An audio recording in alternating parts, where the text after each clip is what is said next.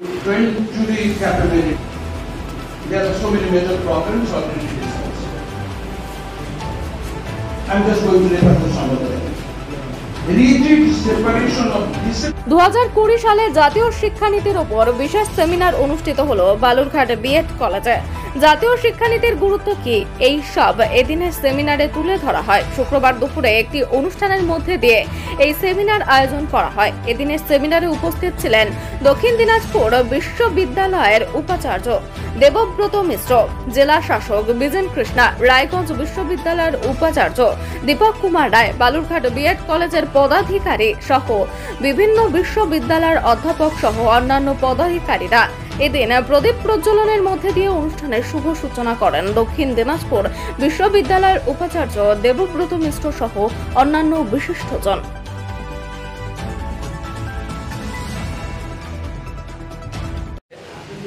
বিষয় মানে কিসের উপরে হচ্ছে? এটা হচ্ছে reforms in higher education in the context of NEP 2020। মানে আমাদের উচ্চশিক্ষায় রিফর্ম তার এই 2020 জাতীয় শিক্ষানীতির প্রেক্ষাপট, এটাই হচ্ছে মূল বিষয়বস্তু। তো এখানে আজকে তাহলে কারা কারা উপস্থিত আছেন? এখানে উপস্থিত আছেন রায়গঞ্জ বিশ্ববিদ্যালয়ের উপাচার্য অধ্যাপক দীপক কুমার রায়, আছেন শিলংয়ের মহাত্মা গান্ধী বিশ্ববিদ্যালয়ের রেজিস্ট্রার, আছেন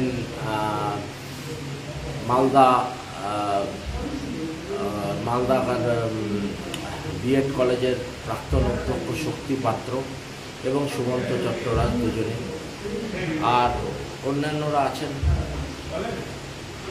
আপনার নাম? আমার নাম দেবব্রত মিত্র।